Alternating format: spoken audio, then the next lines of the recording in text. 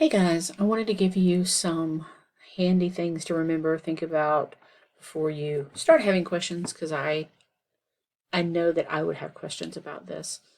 Just some things to think about when you're labeling for your entries and uploading it to Dropbox.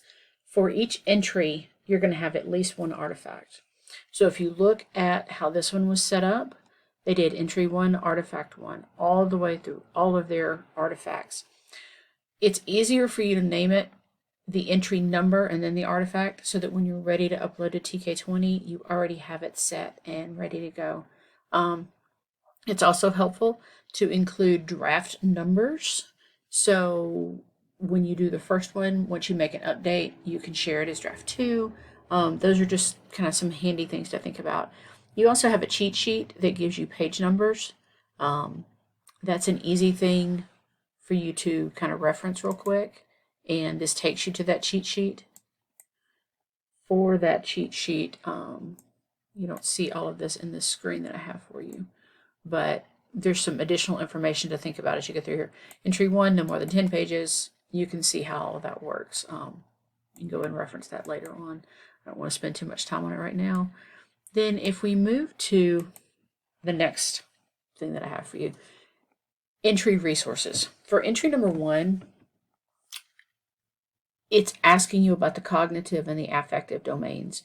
Make sure you give an introduction to the entry before you dive into talking about those different domains. There are some examples in CourseDen, and each of those examples includes a context, an analysis, and a reflection. It has one specific for cognitive and one for affective. I'll have office hours to answer questions about what those could mean, but I would just suggest doing some research because as you see here, plan on having at least 2 to 3 solid references per entry. This is one of my favorite spaces to go and find research-based articles. If you click on this image, it takes you to that website. Put in any search features you want, and it will bring up articles. Try for ones that are obviously research journals and so forth, but you may have some from your previous classes, and that's fine. Use those. But if you need to go and find articles, this is a great spot to do it. When you're including the references for those articles, this link takes you directly to the OWL at Purdue.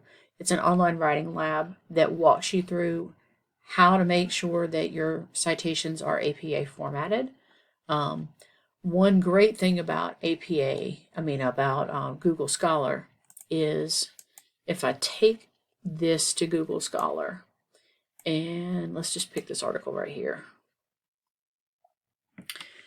There is somewhere down in here a link that lets you choose what format. You can choose APA, MLA, all that, but obviously you want APA. And then when you're actually working on the writing, if you're not familiar with Grammarly, this is fabulous. This, again, image takes you to the link, but you can have it running while you're writing your papers. And if you do that, it helps you correct things as you go. And that makes things a lot less painful. And you'll see in the next slide why I say that. So this is a sample entry 1. Obviously, at the top of every single entry, you're going to have this information that is for that entry. And then you're going to have headings throughout. You're going to get very extensive feedback on each of these entries that you turn in.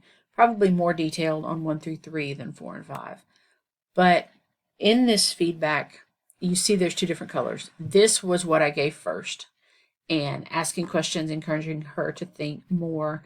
And there's a lot more down there that I didn't include. But then she turned in a second draft, and this is the feedback I gave then. So what this means is you have an opportunity to make corrections and then ask me to read it again. You don't have to resubmit your entries every single time. If you resubmit artifacts every single time. If you include additional ones, then yeah, go ahead and put those in there. But my main goal in looking at the first one is to see if they open and if they align with what you need them to be.